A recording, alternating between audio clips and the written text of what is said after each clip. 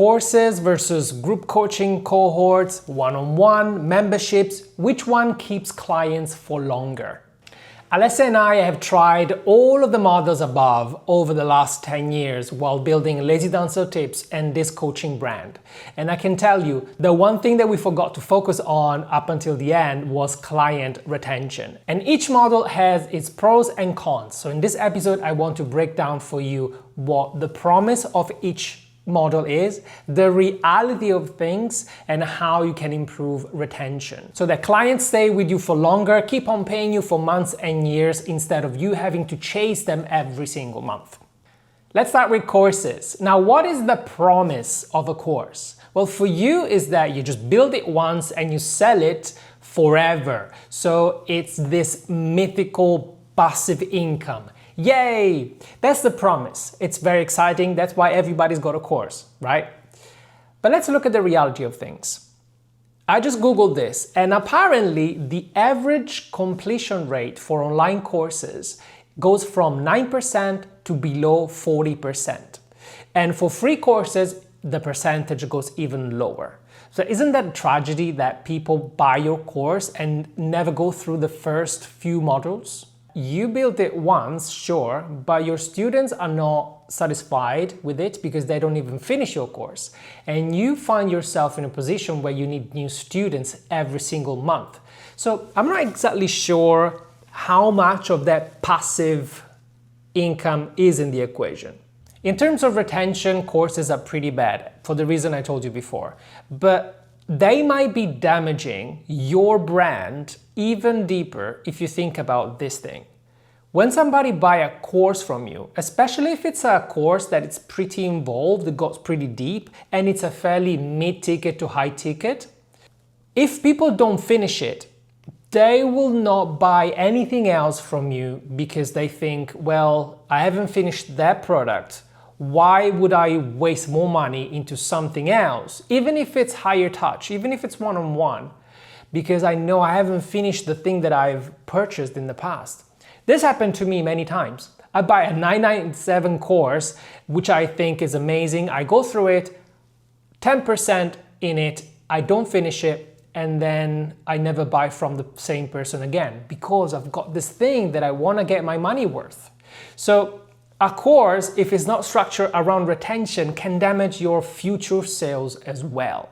By the way, if you want to convert your present offer into a monthly recurring revenue machine without having to rebuild it all, but just tweaking it in a way that fits your clients' needs and support them along the way, this is the core of the new workshop that Alessia and I are giving on the 1st of October called Recurring Revenue Lab. If you want to learn more about the details and reserve your spot, click the link in the description. Let's talk about cohorts and group coaching. These are great in terms of promise because you are promising building a community which is higher ticket compared to the average course and high engagement. Well, people in theory should stick with it for longer and actually implement every single step. What is the reality of things? If you ever run cohorts, you know that the first round you're excited because you're also getting paid to build the curriculum. But then the second round, the third round, you start to lose steam. And if you lose steam, your clients will feel that. So the energy of the community goes down as you increase the cohorts. And the biggest problem around cohorts is that beyond the time frame that you promise support, there is no perceivable future if they need additional support. In terms of retention, in my opinion, cohorts are very effective for people to actually implement the curriculum. But there are a double-phase problem here. First, with you. Since you've promised a specific result into 4, 6, 12 weeks, you kind of have to stick with it. And you want, because of the nature of the module, to make sure that all the students keep up with the pace. But this is a problem for you first, because you feel like you need to be constantly on with the whip, trying to keep everybody in line because you need the testimonials for the next launch. Halfway through your first cohort, you're already thinking about launching the second one, which creates anxiety, scarcity, and pressure on your shoulder as a coach, as a teacher, and as a business owner that needs more leads for the next cohort. At the same time, your students feel pressure in a different way. Usually in any group, there is the top of the class, the ones that are doing everything perfectly, and they will be on top of everything, but they will feel the pressure to finish the curriculum on that specific date, because otherwise they will not have any support beyond that date. And the people that are a little bit slower, which there's nothing wrong with that, everybody's got a different pace, they will feel deflated because they can't keep up with the pace. They feel like they're not performing as well as the others, and they will not fully implement the curriculum either. So it's very easy for you to burn out on cohorts because it's really related to your time, especially because the lessons are delivered live mainly. But also it's very frustrating for your students because yes, they will go through more content compared to a course, but they'll feel the pressure and they might not finish anyway because there is a set time frame in which they have to finish the whole thing to achieve the dream result. Let's talk about one-on-one coaching and mentoring. What is the promise? The promise is that you are going to help somebody at the highest level possible, and you promise a deep transformation. The reality of things is that one-on-one programs are very tied to your time, because you might offer ongoing support, and you might offer Zoom calls, you might offer Voxer access, and that is really linked to your time. Plus, people will stick around not when you finish to deliver everything you have in mind, but when they think they had enough so they can move forward in the next phase of their life. In terms of retention, usually people offer coaching one-on-one for a specific time frame, and there is no foreseeable future in terms of support after and beyond that time frame. So that is a big problem again. What about memberships? The promise is monthly recurring revenue and predictable income, which is amazing on paper. The reality of memberships is that there is constant churn. And I can tell you for experience, it doesn't matter how amazing everything is in your membership, people will still leave every single month. Especially if it's a low-ticket membership. This model puts you in a constant treadmill of content creation to attract new members that will need to replenish the people that left at the end of last month.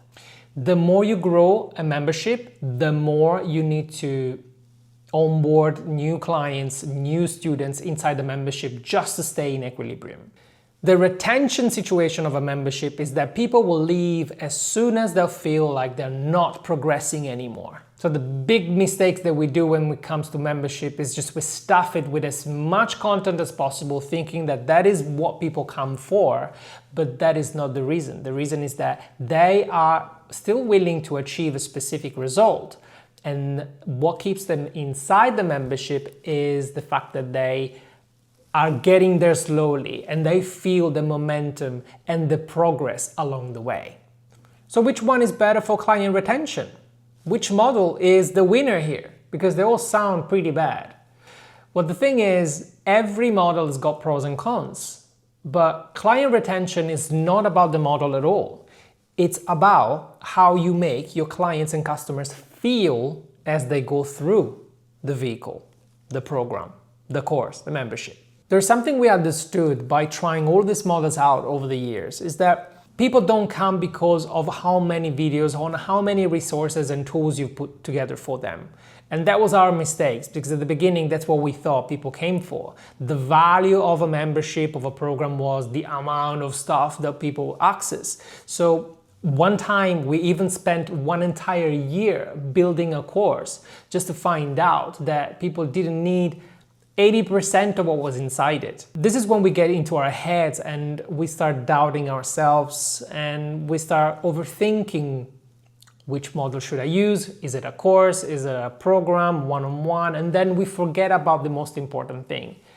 What is the experience that we want our clients to have when they hire us, in whatever way they can hire us? And we realized there are three main things that we want to make our clients feel for them to stay longer. One, we want to create offers that make them feel heard, meaning that we want to create offers that are very in tune with the very specific problems they're having right now. Not a generic, overarching, I'm going to tell you everything I know kind of offer. When you truly speak the language of the frustration and desires of your ideal clients, that's when they start listening and leaning in towards you. When they're inside your program, they want to be sure and safe that the vehicle they're on is the right one for them to get to where they want to go. Which means if you overcomplicate your products, if you don't provide them with the right support, they will not feel safe, they will not feel supported, and they will leave. But the most important one that we had to discover the hard way because of our memberships was that if you don't craft a journey, a path, where people can perceive the long distance destination, but they know exactly which step they need to go through to get there, any product will fail. And this has been the core of what we've been implementing over the years, trying to come out with the journey. Usually it's a long journey, and every product, it's either a slice of that journey or it's the same promise but divided in phases. So every single offer that we make now has got a clear outcome, but when people get inside it, they know exactly the path to walk. And as long as we provide the right support with the right vehicle and the right tools for them to still self-assess where they are and constantly thinking, okay, I know where I'm going and I feel safe, heard, and guided towards that destination, that's when people stay. These are the three main elements that I feel retention should be built around. And because this is so crucial, and because I don't want you to keep chasing clients every single month because that's the only way to keep your business alive, retention is the way to go. And any model can work. And for this reason, we wanted Alessia and I to sit down with you for 2 days for a workshop that we called Recurring Revenue Lab, where we speak about all of this, we unpack this so that you can workshop a new offer, not by rebuilding everything you've done so far, but tweaking your offer in a way that fits into this new retention way of keeping clients for longer that are gonna pay you more if your offer becomes more valuable as well. If you wanna learn more about the details, click the link in the description box below and reserve your spot. We'll start the 1st of October, 2025.